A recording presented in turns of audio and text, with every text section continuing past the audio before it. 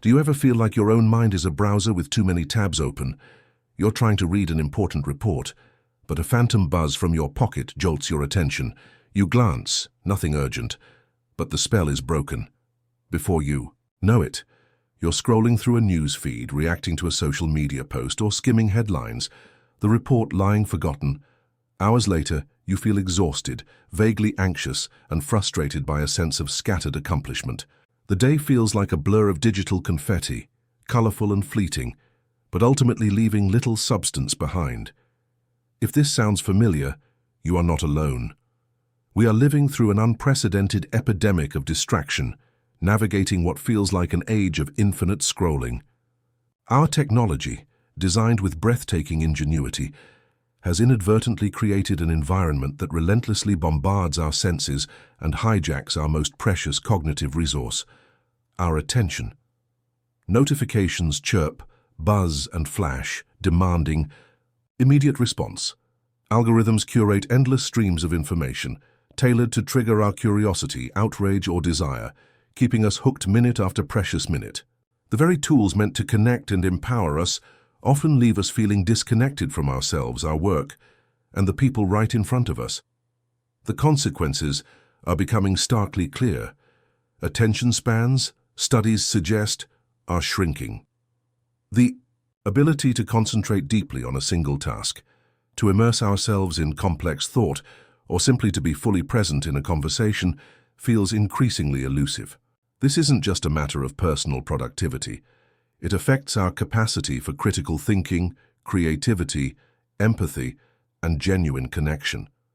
We engage in shallow work, flitting from task to task, rarely achieving the flow state where truly meaningful progress occurs.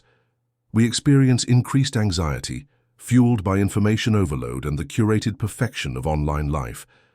We sacrifice the quiet moments of reflection and boredom that are crucial for self-discovery and innovative thought. But here's the crucial insight. In a world drowning in distraction, the ability to cultivate and direct your focus is becoming a superpower. It's the key differentiator for producing high-quality work, learning complex skills, fostering deep relationships, and living a life of intention rather than reaction. Reclaiming your attention isn't about rejecting technology wholesale or retreating from the modern world. It's about understanding how your attention works, recognizing the forces, vying for it, and strategically deploying practical techniques to regain control. This book, The Undistracted Mind, is your guide on that journey. It dives into the neuroscience behind focus and distraction, explaining why our brains are so susceptible to the digital deluge. It unpacks the mechanics of habit formation, providing a blueprint for rewiring the automatic responses that pull you off task. Most importantly, it offers a toolbox of actionable strategies, from managing your digital environment and scheduling your focus to cultivating mindfulness and embracing strategic disconnection, designed to help you understand the forces, stealing your focus, sharpen your ability to concentrate deeply, manage digital tools proactively, not reactively, reduce mental clutter and enhance clarity, become more present and engaged in your work and life. We'll explore how to design your environment, structure your time, train your attention muscle, and build sustainable habits that protect your focus.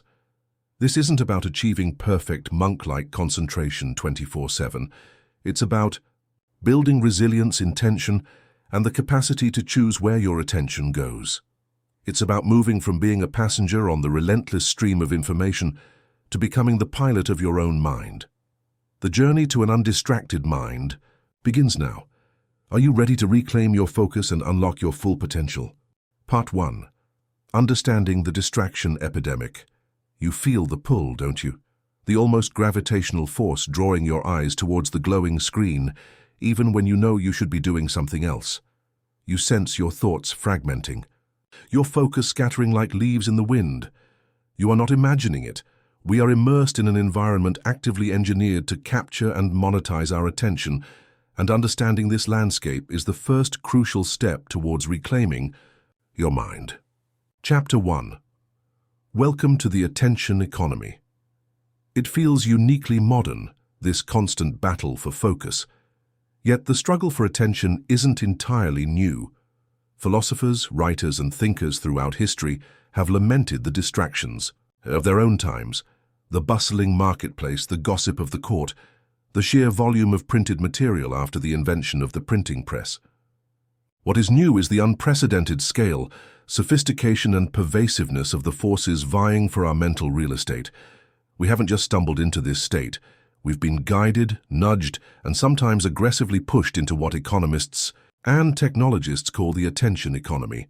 From town crier to targeted ads, a brief history of attention capture. For millennia, attention was primarily captured through physical presence and oratory.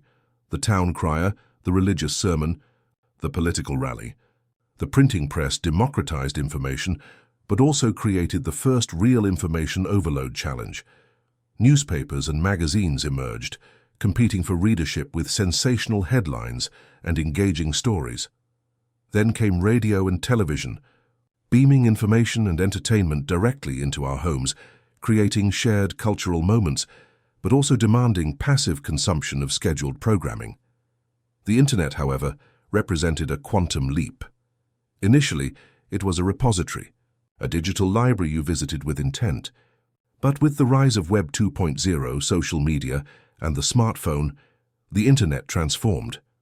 It became ubiquitous, always on, personalized, and interactive. It wasn't just a place you went anymore, it was a layer integrated into almost every moment of your waking life. And within this layer, a new economic model took root. The currency isn't money, it's your minutes. Many of the digital platforms and services we use daily are nominally free. We don't pay a subscription fee for our social media feeds, our search engines, or many of our news apps. But there's no such thing as a free lunch, especially online. The price isn't paid in dollars or rupees, but in a far more valuable, finite resource, your attention. In the attention economy, you are not the customer, you are the product.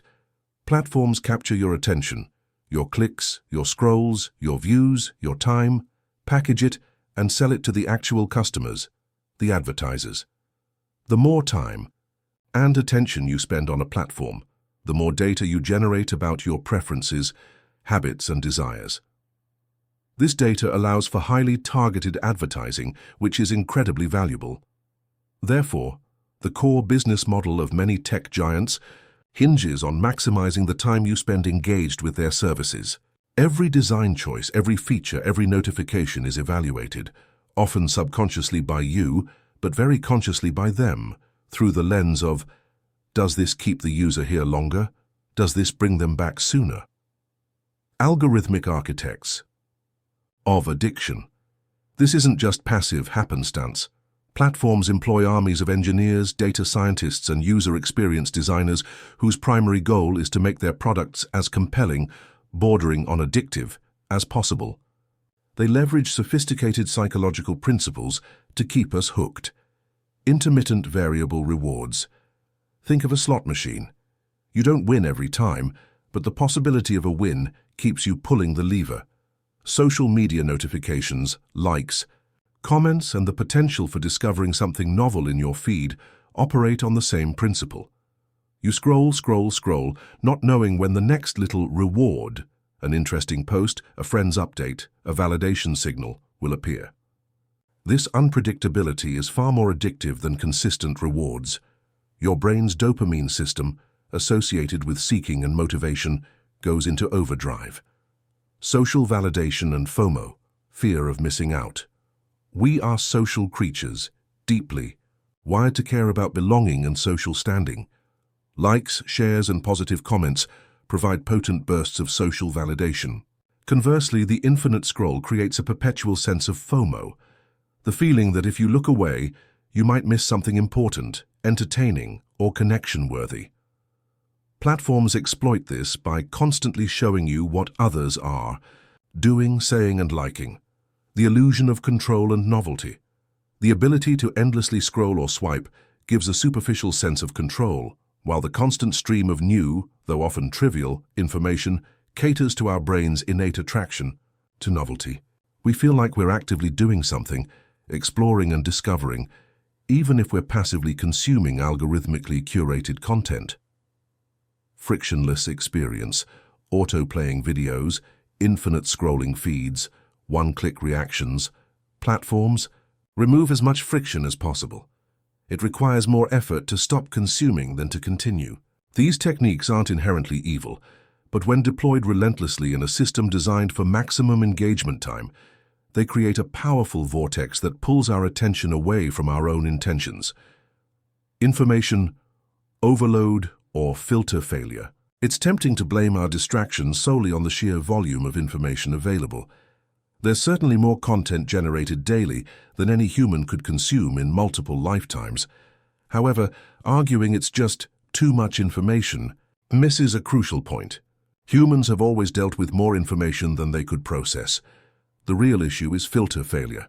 Our traditional filters, editors, curators, librarians, trusted sources, even the physical limitations of accessing information have been overwhelmed or bypassed.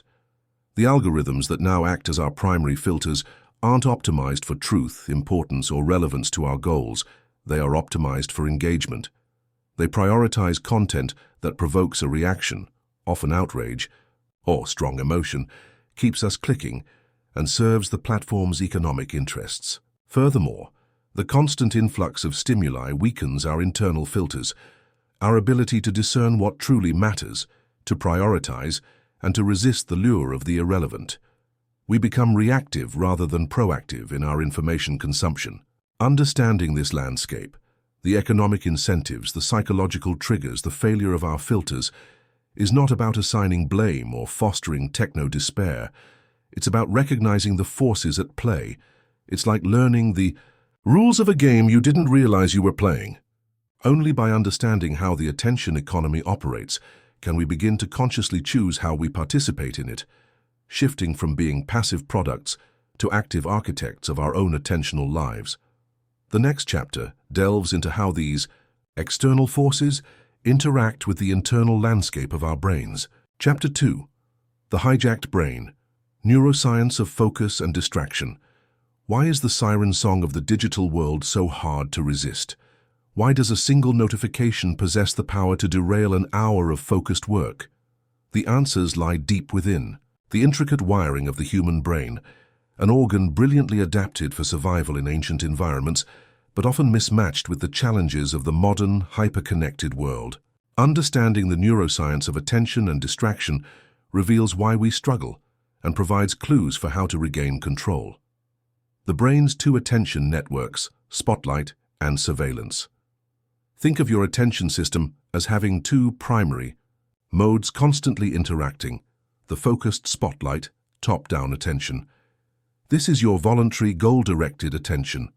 It's orchestrated primarily by the prefrontal cortex, the brain's executive control center. When you decide to concentrate on reading this page, write a report, or listen intently to a colleague, you're engaging this system. It allows you to select relevant information, ignore distractions, and stay on task.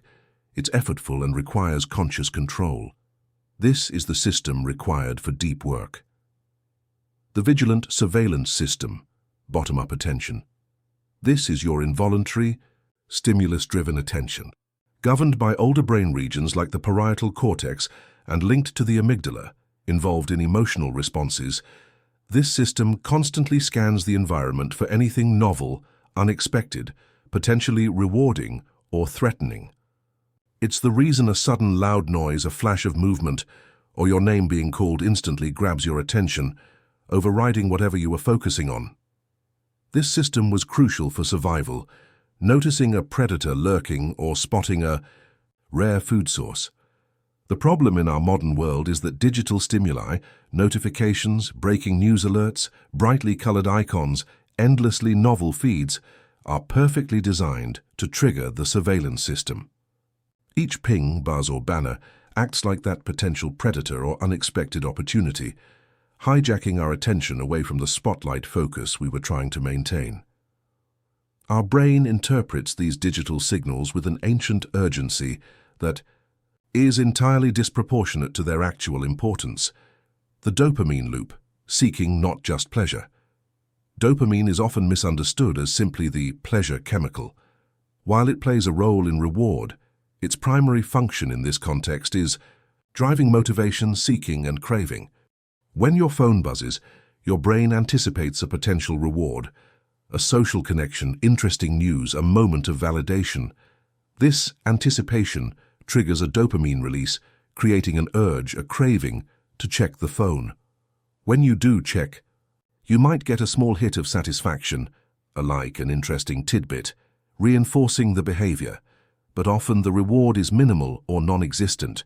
Crucially, however, the dopamine system is more activated by the anticipation and unpredictability, remember intermittent variable rewards from Chapter 1, than by the reward itself. This creates a powerful dopamine loop. The cue, notification urge, triggers dopamine release, craving, leading to the response, checking the phone, which sometimes provides a reward, reinforcing the loop and making you more likely to respond to the cue next time. Social media and app designers understand and exploit this seeking loop masterfully. You're not addicted to the content as much as you're addicted to the possibility of finding something rewarding. Neuroplasticity. You become what you pay attention to. One of the most profound discoveries in neuroscience is neuroplasticity, the brain's ability to reorganize itself by forming new neural connections throughout life. This happens based on our experiences, thoughts, and behaviors.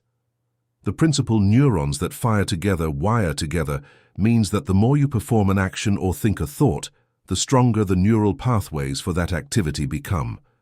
This has critical implications for attention. If you constantly allow your focus to be fragmented, jumping from stimulus to stimulus, you are, in effect, training your brain for distraction. The neural pathways associated with rapid attention switching become stronger, while the pathways required for sustained concentration weaken from disuse like an unused muscle. Conversely, practicing focused attention strengthens the prefrontal cortex's ability to maintain the spotlight and inhibit distractions. Your daily habits are literally shaping your brain's capacity for focus. The persistent myth of multitasking. Many of us believe we can effectively multitask, handle emails while on a conference call, text while watching a presentation, switch rapidly between projects. Neuroscience reveals this is largely an illusion. Our brains aren't truly processing multiple streams of complex information simultaneously. Instead, we are engaging in rapid task switching. Every time you switch your attention from one task to another, e.g., from writing an email to checking a notification and back, your brain incurs a switching cost.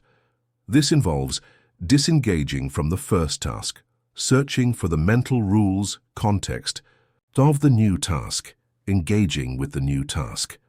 This switching process takes time, even milliseconds add up significantly, and consumes considerable mental energy.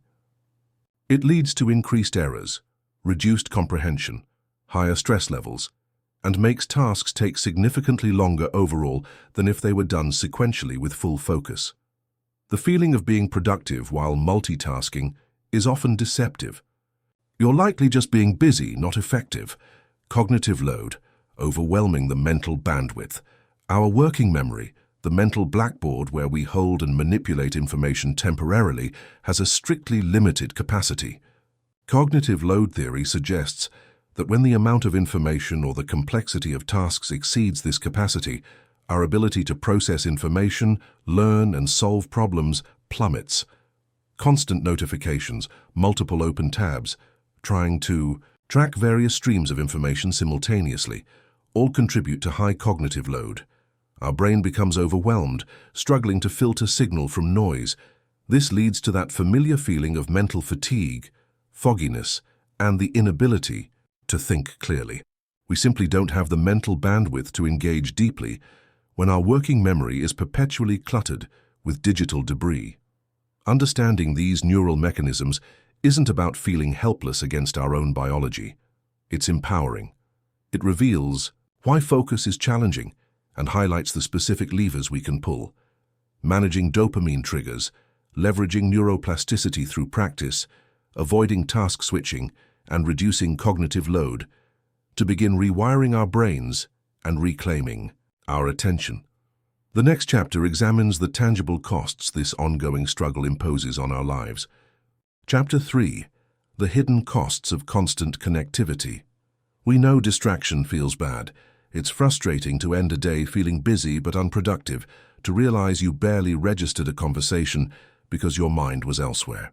But the consequences of our hyper-connected, perpetually distracted state run deeper than mere annoyance.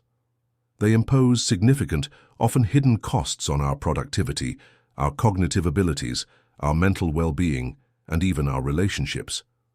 Recognizing these costs is essential fuel for motivating change. The productivity paradox, always on, often less done. In theory, constant connectivity should make us more productive. We have instant access to information, seamless communication tools, and the ability to work from anywhere. Yet many individuals and organizations report feeling less productive. This is the productivity paradox of the digital age. The culprit is the prevalence of shallow work, tasks performed while partially distracted, often logistical or low value, that don't push our cognitive capabilities. Checking email constantly, responding instantly on chat platforms, browse social media for work, attending meetings without full presence. These activities create an illusion of busyness but contribute little to significant progress. This comes at the expense of deep work, the term coined by Cal Newport for professional activities performed in a state of distraction-free concentration that push your cognitive capabilities to their limit. These efforts create new value, improve your skills, and are hard to replicate. Deep work is where breakthroughs happen, complex problems are solved, and high-quality creative output is generated. In an economy that increasingly values complex problem-solving and creativity, the inability to engage in deep work due to constant distraction represents a significant competitive disadvantage and a drain on potential. Our tools allow us to be constantly available but rarely deeply engaged. Erosion of critical thinking and creativity. Deep thinking requires sustained attention. When we read complex material, weigh arguments, analyze data, or develop a new idea, our brain needs uninterrupted time to process information, make connections between disparate concepts, and follow logical trains of thought. Constant interruptions fragment this process. We skim instead of read, react instead of reflect. Our ability to evaluate information critically, discerning bias, checking sources, understanding nuance, diminishes when we're perpetually grazing on bite-sized pieces of content designed for quick emotional response rather than thoughtful consideration. Creativity, too, suffers. While inspiration can strike anywhere, the development of creative ideas often requires periods of focused immersion combined with periods of mental incubation, allowing the subconscious mind to work on problems. The always-on culture discourages both. We rarely allow ourselves the focused time to wrestle with a creative challenge, nor do we permit the quiet, bored moments where the brain's default mode network, active during mind-wandering and essential for insight, can make novel connections. Instead, we fill every potential gap with digital stimuli, starving our creative potential. The toll on mental health, anxiety, burnout, and comparison. The link between excessive digital consumption and negative mental health outcomes is becoming increasingly apparent. While technology offers connection, its overuse can exacerbate feelings of anxiety. The constant barrage of notifications creates a low-level hum of urgency and stress. Information overload contributes to feeling overwhelmed. FOMO, fear of missing out, fueled by curated online lives, can generate significant social anxiety. Burnout, the pressure to be constantly available, blurring lines between work and personal life, combined with the cognitive drain of task switching and information overload, is a recipe for burnout.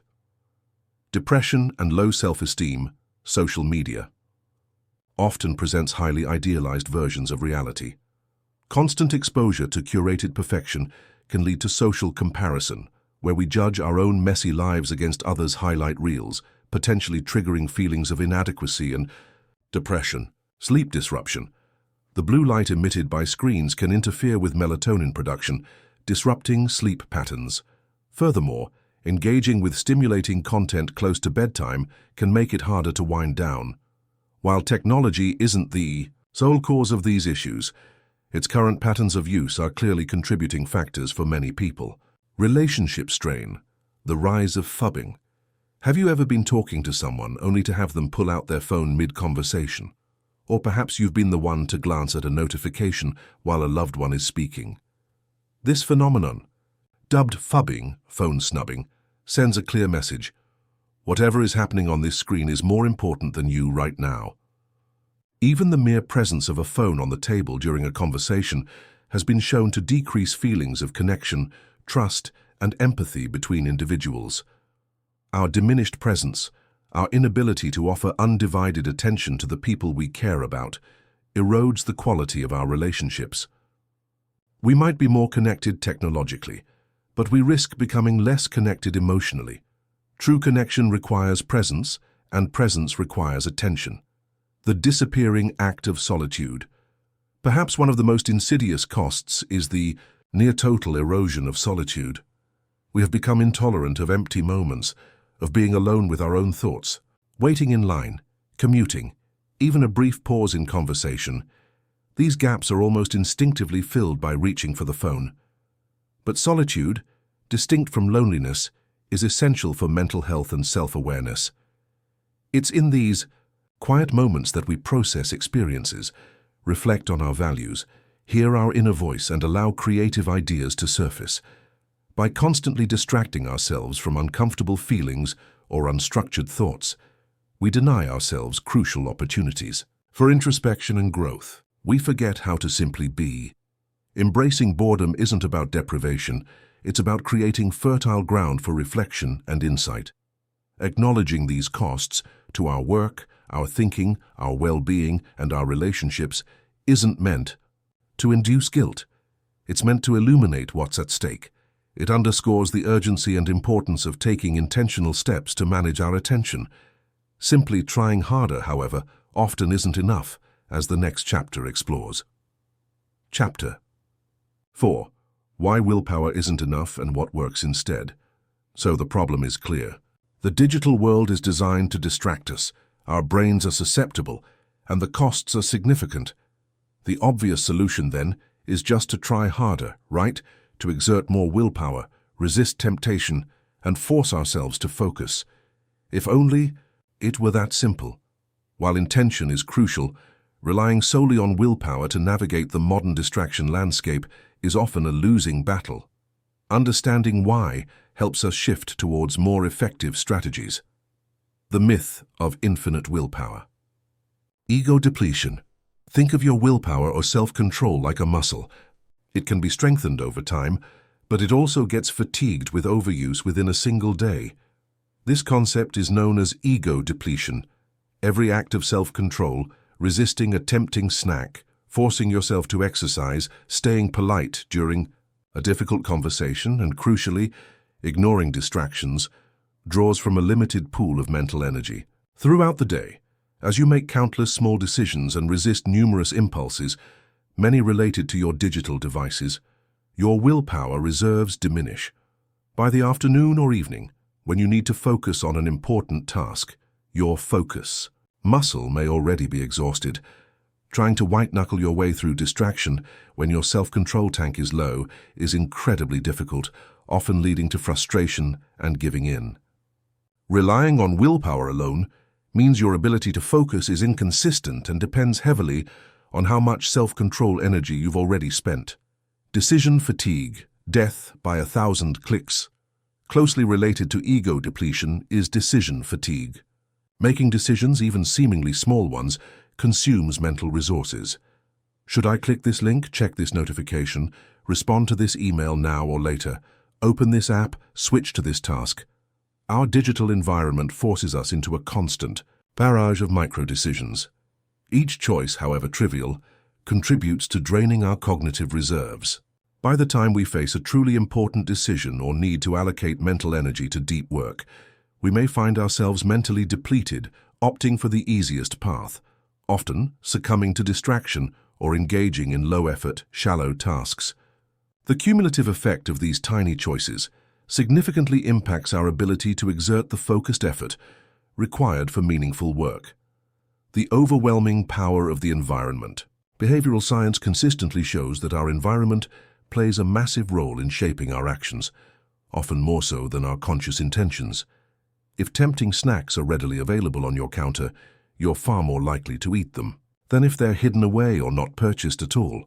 Similarly, if your phone buzzing with notifications is sitting right next to you while you try to work, the environmental cue is incredibly powerful and difficult to resist, regardless of your willpower. The designers of addictive apps and websites understand this perfectly. They engineer digital environments to maximize temptation and minimize friction for engagement. Trying to resist these powerful environmental cues purely through internal resolve is like trying to swim upstream against a strong current. It's possible for short bursts, but exhausting and unsustainable in the long run. Shifting focus from willpower to systems. So, if willpower is unreliable and easily depleted, what's the alternative? The answer lies in shifting focus from brute force self-control to intelligent system design. This involves two key components we will explore in depth in Part 2, environmental design, proactively shaping your physical and digital spaces to minimize distractions and support focus. This is about making desired behaviors easier and undesired behaviors harder, reducing the need to constantly exert willpower. Instead of fighting the current, you change its direction. Habit formation, leveraging the brain's capacity for automaticity. By consciously building habits around focus, specific routines, triggers, and rewards, you can automate behaviors that support concentration. This outsources the effort from your easily depleted willpower reserves to the more reliable, energy-efficient basal ganglia, the brain region involved in habits. This doesn't mean willpower and intention are irrelevant. They are crucial for setting up the systems and initiating the habits. But once those systems are in place, they do the heavy lifting, conserving your precious mental energy for the deep work itself. Understanding the limits of willpower isn't an excuse for inaction, it's a strategic insight. It liberates us from the cycle of trying harder, failing, and feeling guilty. It points towards a more sustainable, effective path, deliberately architecting our habits and environments to make focus the path of least resistance. With this understanding of the attention economy, our hijacked brains, the costs of distraction, and the limitations of willpower, we are now equipped to move from diagnosis to action. Part 2 will provide the practical toolkit for forging an undistracted mind. Part 2. Forging the undistracted mind. Practical strategies. Understanding the forces aligned against our focus is illuminating, but knowledge alone isn't power. Power comes from applying that knowledge. Part 1 laid bare the challenges of the attention economy and our hijacked brains. Now in Part 2, we roll up our sleeves and get practical. We move from diagnosis to action, exploring concrete, science-backed strategies to cultivate deep focus, manage technology intentionally, rewire detrimental habits, and design environments that support rather than sabotage our attention. This is where you begin to actively build your undistracted mind. Chapter 5. Defining your deep work. Before we can protect and cultivate our focus, we need clarity on what we should be focusing on. Not all tasks are created equal. In our quest for an undistracted mind, the ultimate goal isn't just to be less distracted, but to be more focused on the activities that truly matter, the work that creates significant value, leverages our unique skills, and moves us closer to our most important goals. This is the realm of deep work. What exactly is deep work? Coined and popularized by computer science professor Cal Newport in his influential book of the same name, deep work refers to professional activities performed in a state of distraction-free concentration that push your cognitive capabilities to their limit. These efforts create new value, improve your skill, and are hard to replicate. In contrast, shallow work encompasses non-cognitively demanding, logistical-style tasks, often performed while distracted. These efforts tend not to create much new value in the world and are easy to replicate. Think of deep work as forging new ground, writing code for a complex feature, developing a strategic business plan, composing music, mastering a difficult theorem, crafting a persuasive legal argument. engaging in thoughtful artistic creation, or having a crucial, nuanced conversation. Shallow work is maintaining the status quo, answering routine emails, attending status update meetings where you contribute little, scheduling appointments, browse social media, expense reporting. Both types of work have their place, but in the modern knowledge economy, it's the capacity for deep work that is becoming increasingly valuable and, paradoxically, increasingly rare due to the pervasive culture of distraction we explored in Part 1. The ability to consistently engage in deep work is a key differentiator for professional success and personal fulfillment. Identifying your deep work. What moves the needle? Deep work isn't exclusive to specific professions. It's about the nature of the task relative to your goals and skills. What constitutes deep work for a software engineer will differ from that of a teacher, a marketer, or a small business owner. The crucial first step is to identify the deep work activities in your life. Try this. Deep work audit. Set aside 15-30 minutes to reflect on the following questions. What are my most important professional or personal academic goals right now?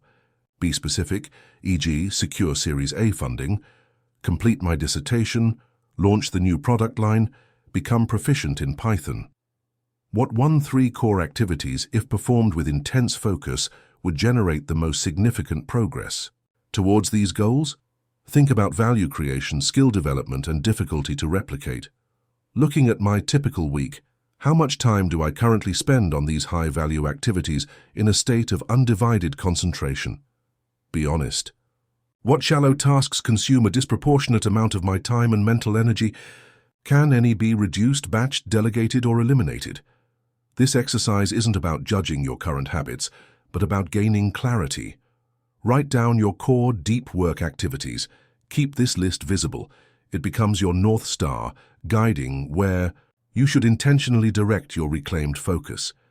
Knowing what you want to focus on provides the motivation needed to push through the resistance. Overcoming the resistance. Embracing productive discomfort. Let's be honest, deep work often feels hard, especially at first. Our distraction-conditioned brains resist settling into intense focus. You might feel bored, restless, or suddenly remember a dozen urgent, shallow tasks you simply must do right now. This resistance is normal. It's the feeling of your brain pushing back against an unfamiliar, demanding activity. Here's how to navigate it. Acknowledge the discomfort. Recognize the urge to switch tasks or seek distraction for what it is, a habitual response, not an indicator that you should stop. Gently redirect your attention back to the deep work task, just as you would in mindfulness meditation. More on this in Part 3. Start small. Don't try to jump into multi-hour deep work sessions immediately. Begin with shorter, manageable blocks, even 25 to 50 minutes like the Pomodoro technique, and gradually increase the duration as your focus muscle strengthens. Ritualize the start. Create a short pre-work ritual to signal to your brain that it's time to focus. This could be tidying your desk, getting a specific drink, opening a particular application, or listening to a specific piece of music. Rituals. Reduce friction and make transitioning into focus easier. Embrace boredom. Understand that the initial phase of deep work might feel less stimulating than scrolling a feed. Reframe this boredom not as a negative state, but as the necessary, quiet space for deep thinking to emerge. The power of consistency. Small depths add up. You don't need to spend your entire day in deep work mode. That's unrealistic and likely counterproductive. Even relatively small, consistent investments in deep work yield substantial results over time. 60 to 90 minutes of truly uninterrupted, focused effort on your most important task can produce more tangible progress than an entire day spent flitting between shallow activities. Think of it like compound interest for your goals. Small, regular deposits of deep work build upon each other, leading to significant breakthroughs, skill development, and meaningful accomplishments. By defining your deep work and recognizing its value, you create the necessary foundation and motivation to implement the habit-building and environmental design strategies that follow. Chapter 6. Rewiring your habits, the science of behavioral change. We know what deep work is and why it matters. We also know from Chapter 4 that relying on sheer willpower to consistently engage in it amidst constant temptation is a flawed strategy. The key to sustainable focus lies in leveraging the brain's remarkable capacity for habit formation. By understanding how habits work, we can consciously design routines that make focus the default rather than a constant struggle. The habit loop, the engine of automaticity. Most of our daily actions aren't the result of conscious deliberation, they're habits. Neuroscientists and behavioral psychologists have identified a simple neurological loop at the core of every habit, often called the habit loop. Cue, a trigger that tells your brain to go into automatic mode and which habit to use. This could be a time of day, a location, an emotional state, the presence of certain people, or the preceding action in a sequence. Example: cue, phone buzzes. Craving, the motivational force behind the habit. Habits emerge because the brain is anticipating a reward. This isn't necessarily about the reward itself, but the desire for the shift in state the reward delivers. Example: craving, desire for novelty, social connection, or relief from boredom triggered by the buzz. Response, the actual habit you perform, which can be a physical action, a thought pattern, or an emotional reaction. Example: response, picking up the phone and checking the notification.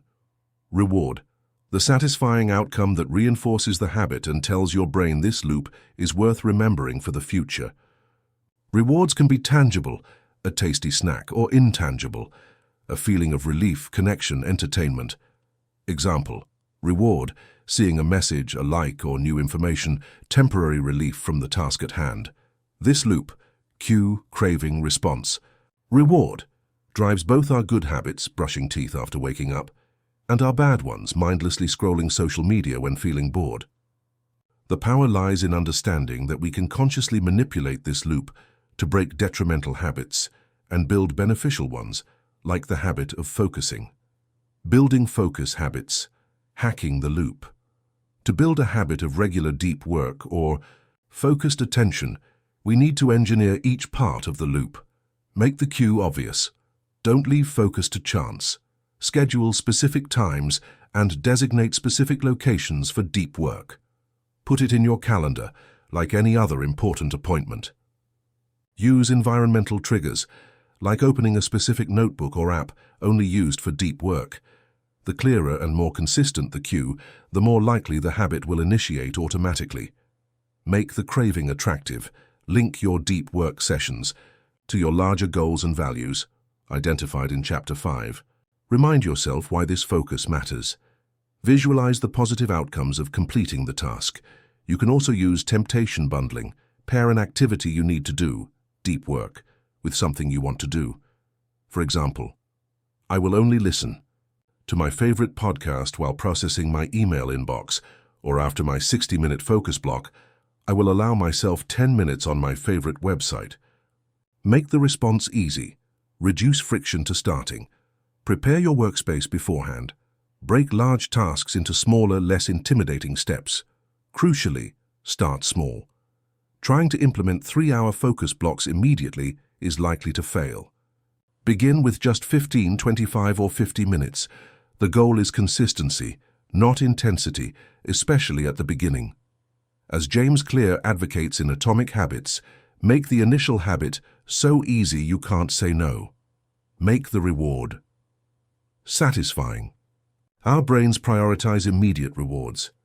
Deep work often has delayed payoffs, so find ways to create immediate satisfaction. Track your progress. Mark off completed focus sessions on a calendar or in an app. The visual progress is rewarding. Give yourself a small, healthy reward after a successful session, a short walk, stretching, a cup of tea. Acknowledge your effort and feel good about having honored your intention. The power of implementation intentions. Vague goals like, I want to focus more, are rarely effective. A powerful technique from habit science is creating implementation intentions. This involves pre-deciding exactly when, where, and how you will act. The format is simple. When situation X arises, I will perform response Y. Or, More specifically, for scheduling, I will behavior at time in location. Examples for focus. When it's 9 o'clock a.m. on weekdays, Q, I will go to my quiet office desk, location, turn off email and chat notifications, behavior, and work on my strategics. Report, deep work task for 60 minutes. If I feel the urge to check social media during a scheduled focus block, Q, I will take 3 deep breaths, response, and gently redirect my attention back to my primary task. Studies show that forming implementation intentions significantly increases the likelihood of following through on goals because it eliminates ambiguity and delegates the initiation of the behavior to the pre-planned cue. Tracking and reinforcement. Don't break the chain. Consistency is the engine of habit formation. Tracking your focus sessions provides visibility, accountability, and a sense of accomplishment that reinforces the behavior. Use a calendar. Simply, put an X on each day you complete your scheduled focus blockers. Seeing the chain grow becomes motivation in itself. You won't want to break the chain. Use a habit tracker app. Many apps allow you to track habits, set reminders, and visualize progress. Keep a focus journal. Briefly note when you focused, on what task, for how long, and how it felt. This builds self-awareness. Remember, neuroplasticity means that every time you successfully complete a focus session, you are physically strengthening the neural pathways for concentration and weakening the pathways for distraction. Be patient and persistent. You are literally rewiring your brain, one focused session at a time. Chapter 7. Taming the Digital Beast, Managing Technology Intentionally. Our digital tools are powerful allies, offering unprecedented access to information and connection, but left unmanaged, they become relentless agents of distraction, exploiting the very neural mechanisms we discussed in Chapter 2. Taming the digital beast isn't about Luddism or abandoning technology. It's about shifting from reactive consumption to intentional use. It requires taking deliberate control over your devices, notifications, and information flow. Step 1. The digital. Declutter audit. Just as you might declutter a messy room, start by auditing your digital life. Be ruthless. Ask yourself for each app, subscription, and notification setting, does this tool significantly support something I deeply value? Is it the best way to support that value? Try this. Digital audit questions. Go through your phone, tablet, and computer. Apps. Which apps do you use daily, weekly? Which ones genuinely add value? Work tools, meaningful connection, valuable learning, versus primarily consuming time or triggering negative feelings, endless scrolling, comparison. Action. Delete unused or low-value apps immediately.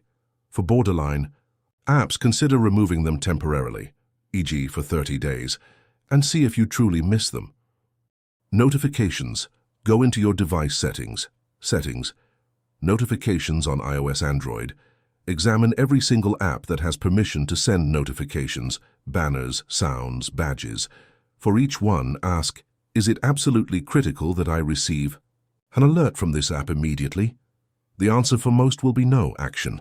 Disable notifications for all non-essential apps. Be brutally honest.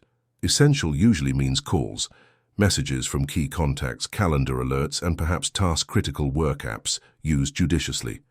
Turn off badges, the red number bubbles, for almost everything, especially email and social media. They create a constant visual nag. Subscriptions. Review your email newsletters, podcast subscriptions, streaming services, and news alerts. Are you actually engaging with and benefiting from all of them? Action. Unsubscribe aggressively from anything you don't regularly read, watch, or listen to. A cluttered inbox is a distracted mind. This initial purge creates immediate breathing room and reduces the background hum of digital noise. Step 2. Notification neutralization and batching. For the few essential notifications you've allowed, optimize how you receive them. Turn off sound and vibration alerts where possible, relying only on visual cues you check intentionally. The core strategy here is batching. Instead of letting notifications interrupt you randomly throughout the day, schedule specific, brief times to check and process them. Email. Turn off all email notifications, Schedule 2 to 3 specific times per day, e.g., 10 a.m., 1 p.m., 4 p.m. to open your inbox, process messages and close it again. Inform colleagues about your new rhythm if necessary. Messaging apps, Slack, Teams, WhatsApp.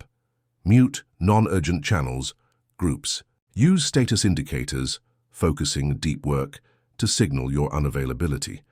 Schedule check-in times similar to email, unless your role requires real-time monitoring. Encourage asynchronous communication. Social media. If you haven't deleted the apps, turn off all notifications.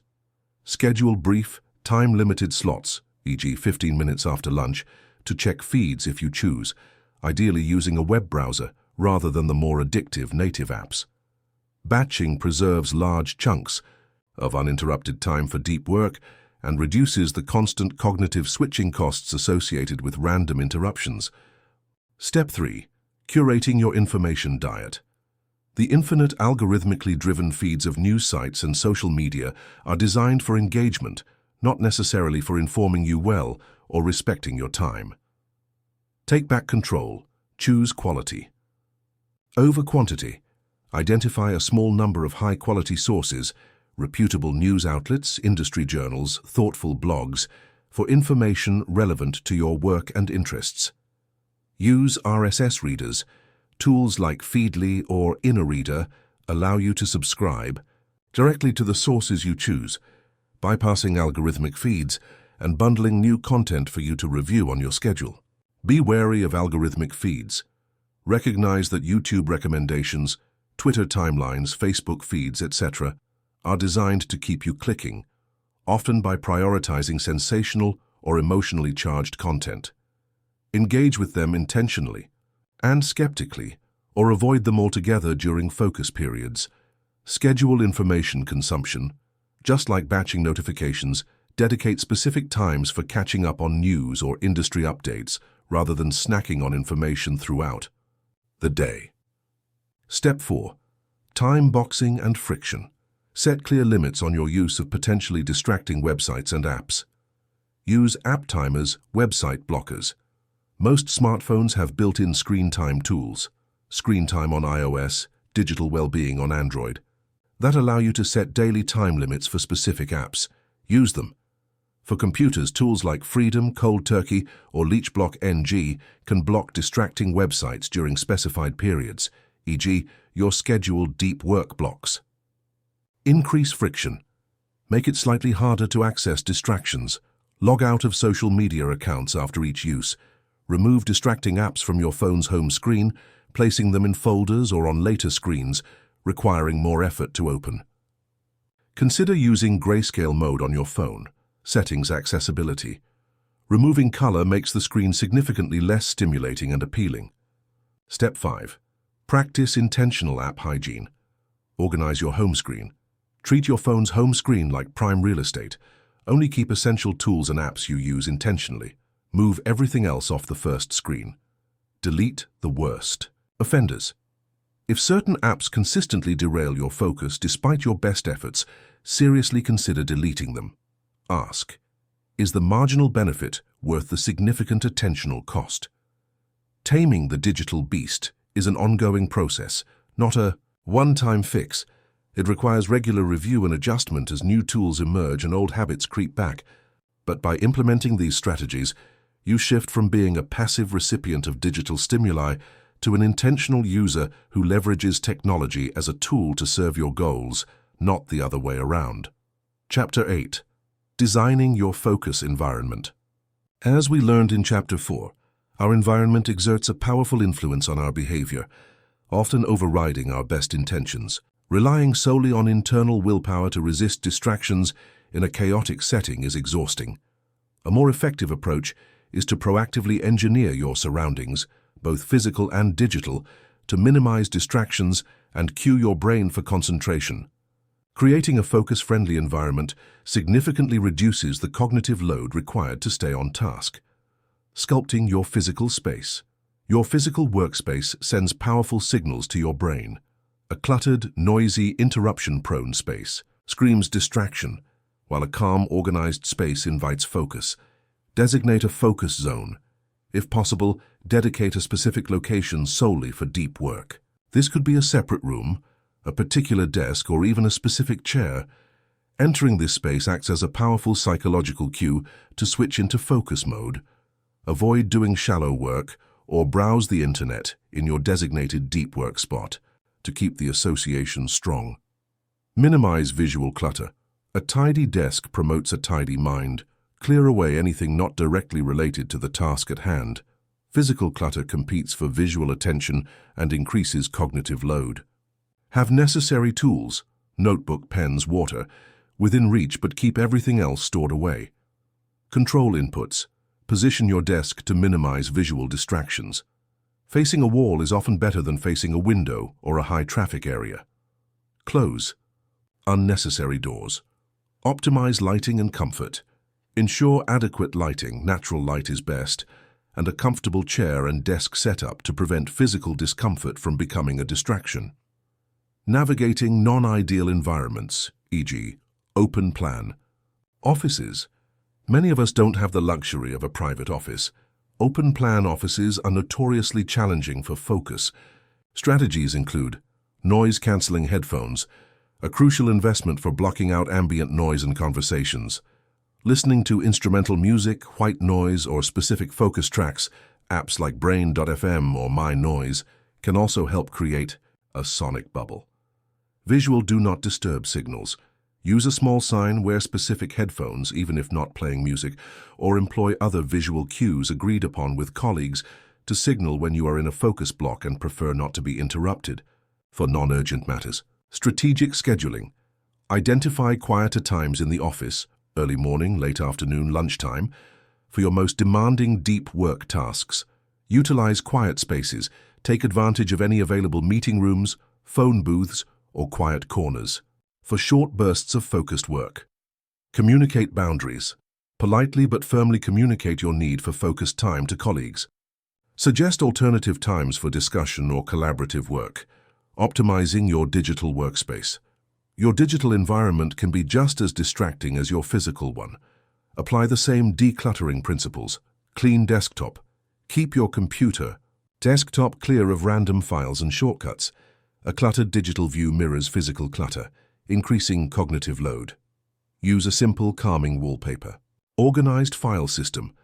Develop a clear, consistent file naming and folder structure so you can find what you need quickly without getting sidetracked searching through digital chaos. Browser management. Limit tabs. Resist the urge to keep dozens of tabs open. Each open tab represents a potential context switch and mental burden.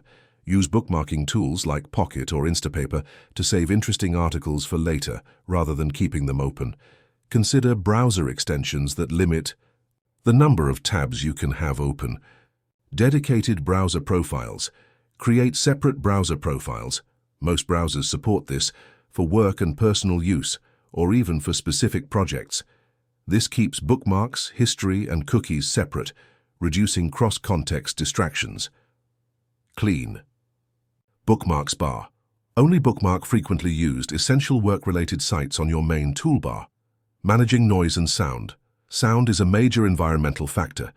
Beyond noise-canceling headphones, white noise, ambient sounds, continuous monotonous sounds, white noise, brown noise, nature sounds like rain, can effectively mask distracting background chatter and sudden noises without being distracting themselves. Many apps and websites offer these. Music for focus. Instrumental music, classical, electronic, ambient, lo-fi, hip-hop, works well for some people, providing auditory engagement without lyrical content to pull focus. Experiment to find what works for you, or if silence is preferable. Avoid music you strongly react to emotionally or want to sing along with. Setting boundaries, protecting your focus bubble. Environmental design extends beyond physical objects and digital settings. It includes the social environment. Communicate your schedule. Let colleagues and family members know your planned focus times. Setting expectations up front reduces interruptions. Use status indicators. Leverage tools like Slack status, calendar blocking, or physical signs to clearly signal when you are unavailable for non-urgent matters. Learn to say no or not now. Politely decline or postpone requests that would derail a scheduled deep work session. Offer alternative times to connect. Schedule collaboration. Intentionally block time for meetings and collaborative work, keeping it separate from your individual focus time. Designing your environment is not about creating a sterile isolation chamber. It's about reducing the friction for focus and increasing the friction for distraction. It's about consciously shaping your surroundings to support your intention, making it significantly easier to slip into and sustain the deep work state that is crucial for thriving in our demanding world. Part 3. Cultivating clarity, presence, and sustainable focus. You've learned why your focus is under siege and explored powerful strategies to manage your technology and environment, build focus-friendly habits, and prioritize deep work. But forging an undistracted mind isn't just about optimizing productivity. It's about cultivating a deeper sense of clarity, enhancing your presence in your own life, and building sustainable practices that nourish your well-being long-term. Part 3 shifts our lens slightly inward and outward. Inward to train the mind directly, and outward to connect our newfound focus to a more meaningful and engaged existence in the bustling world of this year. Chapter 9. Training the attention muscle, mindfulness and meta-awareness. So far, we've focused largely on managing external distractions and structuring our behavior. But what about the distractions that arise from within, the restless thoughts, anxieties, and random mental detours that can derail focus even in the quietest environment? Just as we can train our bodies, we can train our minds. Mindfulness is not some esoteric practice reserved for mountaintop gurus. It's a practical secular form of mental training designed to strengthen our core capacity for attention and awareness. Mindfulness, paying attention 101. At its heart, mindfulness is simple, though not always easy.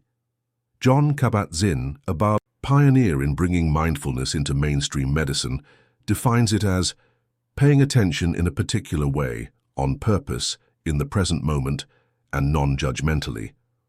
Let's break that down.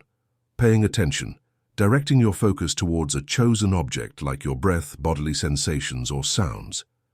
On purpose, this is intentional, voluntary attention, engaging the brain's spotlight network, prefrontal cortex. In the present moment, letting go of ruminating about the past or worrying about the future, anchoring awareness in what's happening right now. Non-judgmentally, observing your thoughts, feelings, and sensations without labeling them as good or bad, right or wrong. Simply noticing them with gentle curiosity.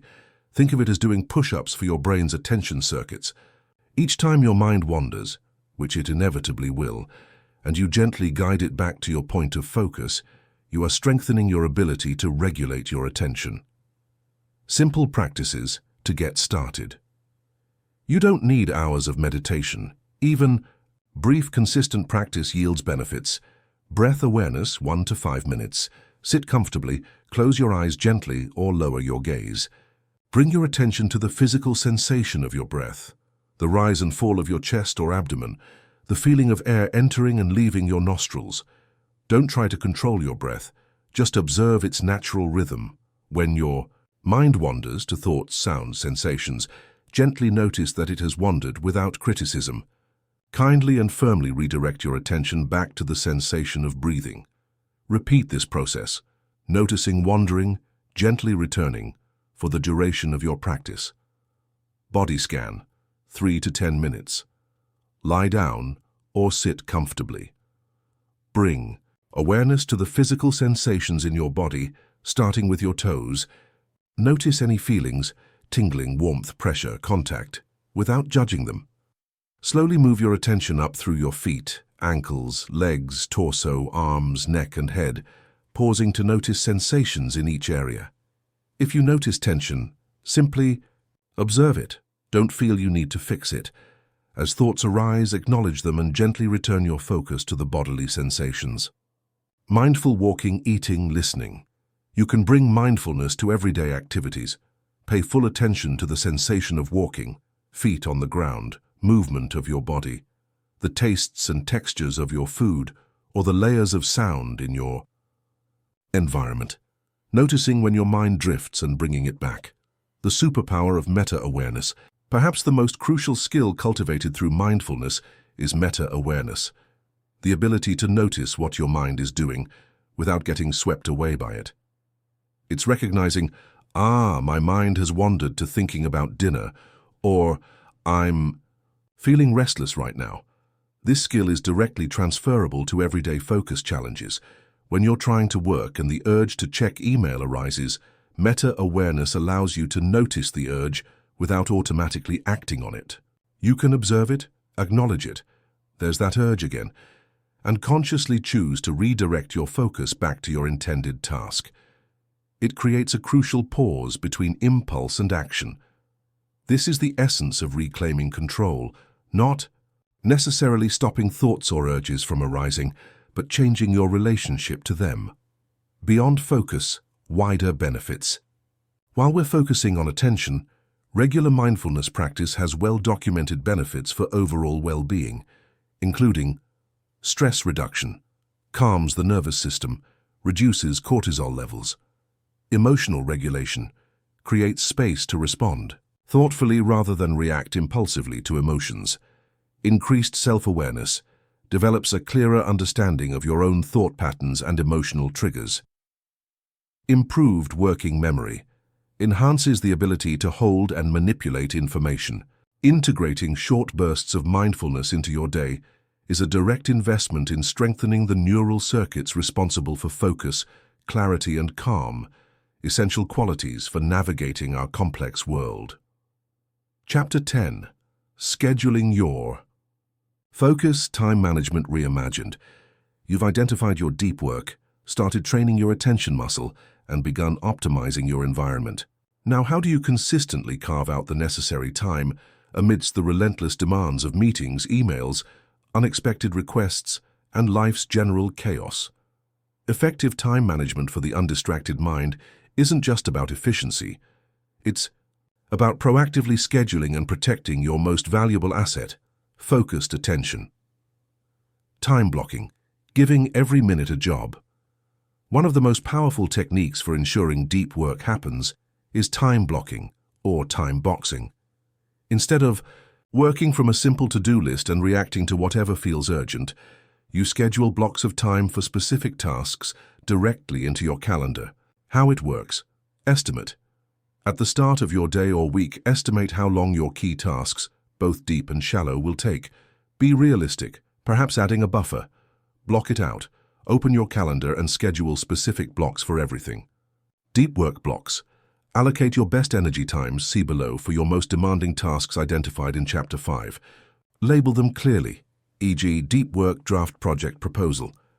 Shallow work blocks. Group similar shallow tasks, like answering emails, making calls, processing expenses, into dedicated blocks. This prevents them from sprinkling throughout your day and interrupting deep work. Meeting blocks. Schedule necessary meetings. Break blocks.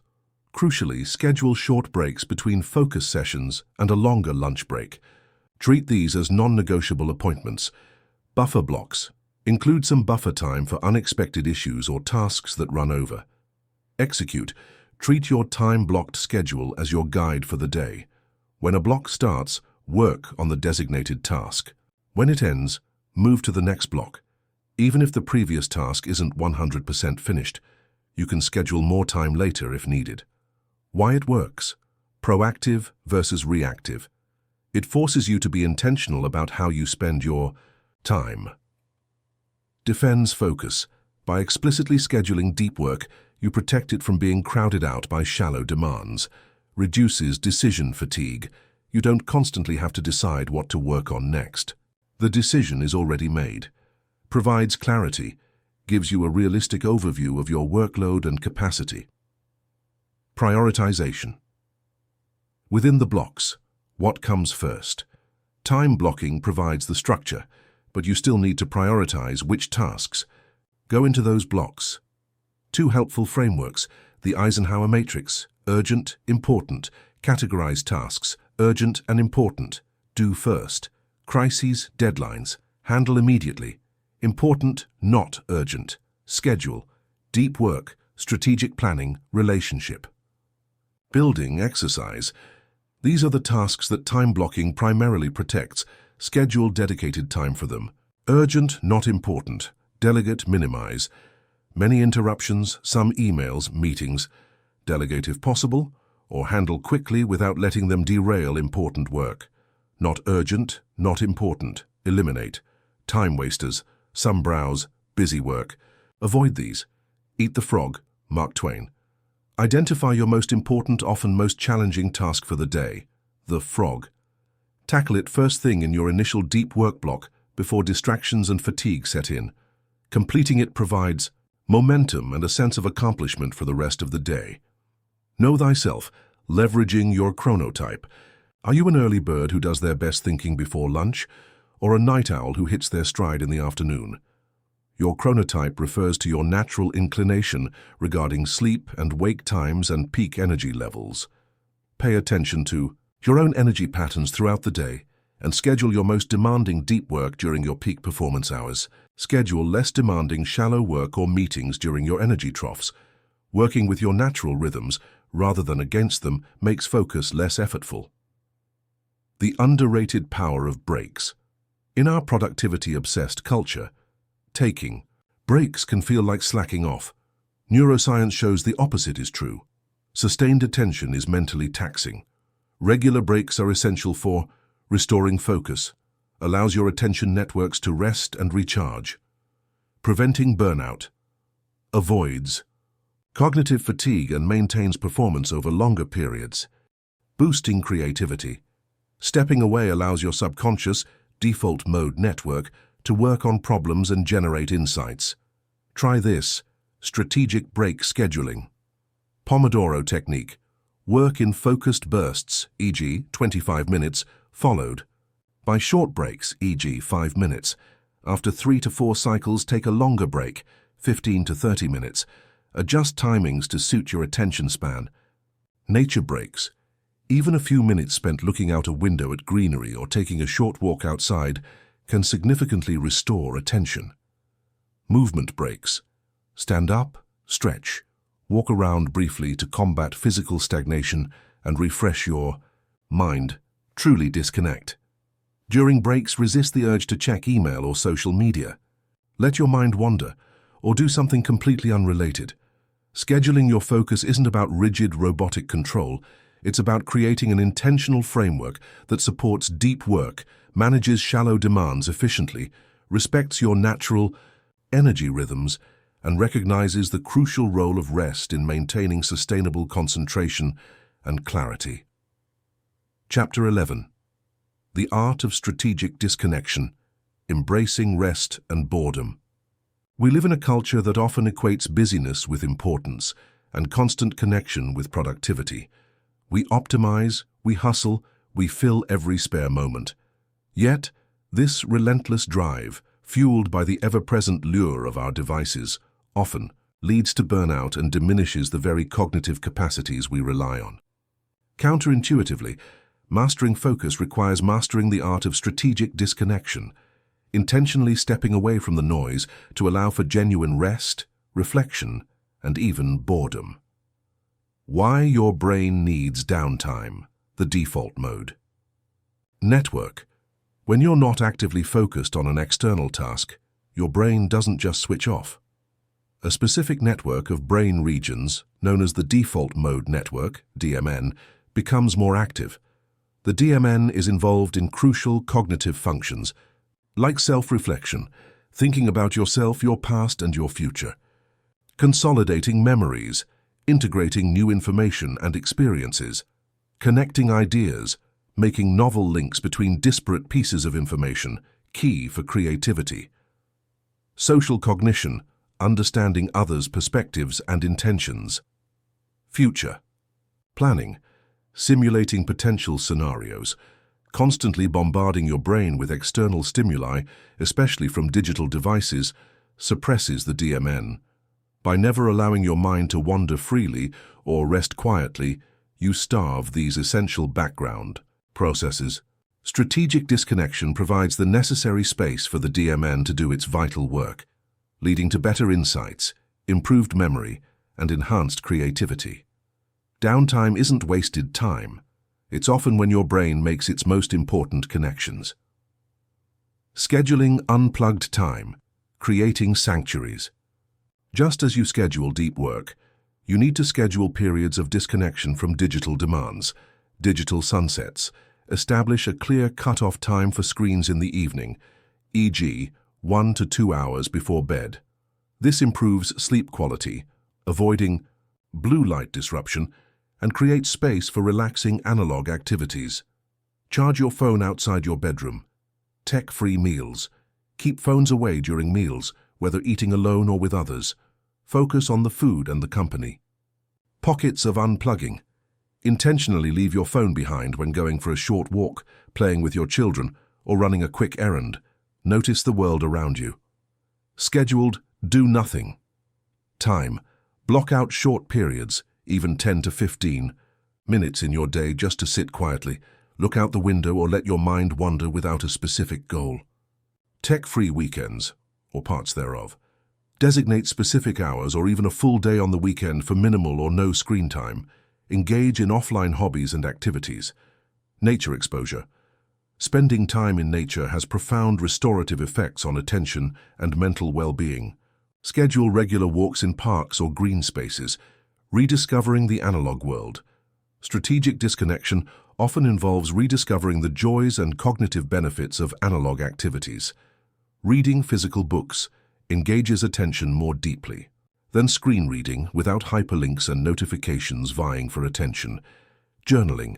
Writing by hand can clarify thoughts, process emotions, and spark ideas in a way typing often doesn't. Hands-on hobbies. Engaging in activities like playing a musical instrument. Drawing, knitting, gardening, or cooking requires focused presence and provides tangible satisfaction. Face-to-face conversation. Prioritize real-world interactions over digital exchanges for deeper connection. Learning to tolerate and even embrace boredom.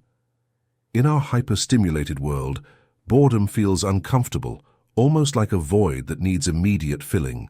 We reach for our phones at the slightest hint of inactivity. But boredom isn't a state to be avoided. It's a signal that the brain is seeking new stimuli from within. It's the precursor to mind-wandering, reflection, and creative thought. Try this. Practice tolerating boredom. Next time you're waiting in line, commuting as a passenger, or have a few spare minutes, resist the urge to pull out your phone. Simply notice your surroundings. Observe people, architecture, nature. Let your mind drift. Don't try to force any particular thoughts. See where it goes. Notice the feeling of restlessness or impatience without judgment. Acknowledge it and stay with the moment. Learning to tolerate boredom rebuilds our capacity for internal reflection and reduces our dependence on external validation and stimulation. It's a crucial skill for cultivating mental clarity and accessing deeper layers of thought. Strategic disconnection isn't about deprivation. It's about intentionally creating the quiet spaces necessary for restoration, insight, and genuine presence. Chapter 12. Beyond Productivity, Finding Meaning in Presence. We've journeyed through understanding distraction, acquiring tools to manage technology and habits, training our attention, scheduling our focus, and embracing restorative disconnection. While enhanced productivity and achieving goals are significant benefits of cultivating an undistracted mind, the true value extends far beyond mere efficiency. Ultimately, reclaiming our attention allows us to reclaim our lives, to engage more fully with what truly matters, and to experience the richness of genuine presence. Connecting focus to your core values. What do you value most? Meaningful work, deep relationships with family and friends, lifelong learning, contributing to your community, creativity, health and well-being? Consider how distraction undermines these values. When you're constantly pulled away by notifications, you can't fully engage in challenging work that aligns with your purpose. When you're only half listening to a loved one because your mind is on your phone, you erode connection. When you can't focus long enough to read a complex book or practice a skill, learning stagnates. When you're too scattered to reflect, you lose touch with your inner compass. Conversely, An undistracted mind allows you to bring your full attention, your most valuable resource, to the people and pursuits that define a meaningful life for you. Focus enables deeper relationships. Being fully present in conversations builds trust, empathy, and intimacy. Richer experiences. Paying full attention to a piece of music, a beautiful sunset, a child's laughter, or the taste of food amplifies enjoyment and creates lasting memories. Meaningful contribution.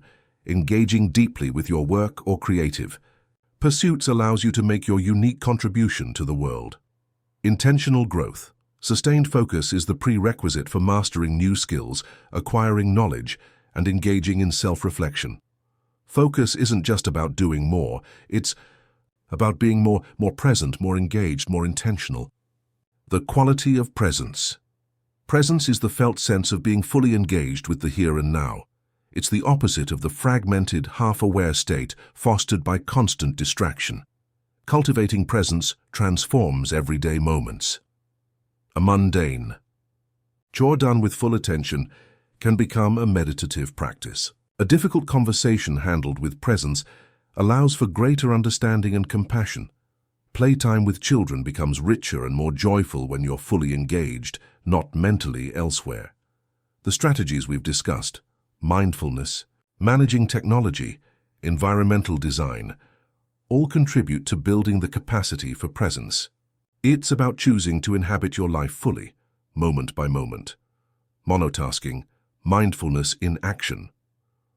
While multitasking is largely a myth for complex tasks, we often try to juggle multiple simple things simultaneously. Monotasking, or single tasking, is the practice of bringing full attention to one activity at a time, even mundane ones. Try this. Everyday monotasking, mindful eating. Put away distractions and focus solely on the experience of eating, the taste, texture, smell. Attentive listening. When someone is speaking, put everything else aside. Make eye contact. Listen, not just to the words, but to the underlying meaning and emotion. Resist formulating your response while they are still talking. Focused walking. When walking, just walk. Notice your breath, your body, your surroundings. Resist listening to podcasts or talking on the phone occasionally. Unitasking chores. When washing dishes, just wash dishes. Feel the warm water, see the soap bubbles. Monotasking trains your attention and brings a sense of calm and deliberateness to everyday life, counteracting the frantic energy of constant switching. Building a sustainable rhythm. Integration, not perfection. Forging an undistracted mind isn't a one-time project with a finish line. It's an ongoing practice, a way of living integrated into a sustainable rhythm. There will be days when you feel scattered, times when technology gets the better of you, moments when your focus falters. That's perfectly normal. The goal is not unattainable perfection, but progress and intention. It's about self-compassion. Acknowledge slip-ups without harsh judgment. Gently redirect yourself back to your intentions. Regular review. Periodically revisit your systems, habits, and priorities. What's working? What needs adjustment? Flexibility. Adapt your strategies as your life circumstances change. Consistency. Prioritize the small daily actions that reinforce focus and presence over grand, unsustainable gestures. Integrating these practices into your life creates a positive feedback loop. Increased focus leads to more meaningful work and deeper presence, which in turn motivates you to continue cultivating your attention. It becomes less about effortful striving and more about living in alignment with your intention to be present and engaged. Ultimately, the journey to an undistracted mind is a journey back to yourself, to your innate capacity for deep thought, genuine connection, and experiencing the fullness of your life, one focused moment at a time. Conclusion. Living the undistracted life. We began this journey by acknowledging a shared struggle, the feeling of being pulled in countless directions, our attention fragmented by the relentless demands of the digital age. We explored the attention economy, the neuroscience of our hijacked brains, and the profound costs of constant distraction to our work, our well-being, and our relationships. We recognized the limitations of relying solely on willpower, But we didn't stop at diagnosis. We moved into action, forging a toolkit of practical science-backed strategies. We learned to define and prioritize deep work, the engine of value creation and skill development. We delved into the mechanics of habit formation, discovering how to rewire our brains for focus by consciously shaping cues, cravings, responses, and rewards. We confronted the digital beast, implementing concrete tactics to manage technology intentionally, decluttering our devices, neutralizing notifications, curating our information diet, and designing focus-friendly environments, both physical and digital. Then we broadened our perspective, recognizing that true mastery of attention requires training the mind itself through mindfulness and cultivating meta-awareness. We reimagined time management as a way to proactively schedule and protect our focus, leveraging techniques like time blocking and understanding the power of strategic breaks. We embraced the art of disconnection, learning the value of rest, solitude, and even boredom for cognitive restoration and insight. Finally, we connected these practices to a larger purpose, living a life of greater clarity, presence, and meaning. We saw that reclaiming our attention isn't just about productivity hacks. It's about aligning our focus with our deepest values, enriching our experiences, deepening our relationships, and showing up fully for our own lives. Living the undistracted life in 2025 and beyond is not about achieving a mythical state of perfect, unwavering concentration. It's not about rejecting technology or retreating from the world. It is an ongoing practice of intention, awareness, and self-compassion. There will be distractions. There will be days when focus feels impossible. The key is not perfection, but the persistent, gentle commitment to return to the breath, return to the task, return to the present moment, return to what truly matters. Embrace the systems over willpower. Design your environment. Build focus habits brick by brick. Train your attention muscle patiently. Schedule rest as fiercely as you schedule work. Choose presence deliberately. Be kind to yourself when you falter. The ability to control your attention is perhaps the ultimate freedom in an increasingly noisy world. It allows you to choose what you engage with, how deeply you think, how fully you connect, and ultimately, how you experience your one precious life.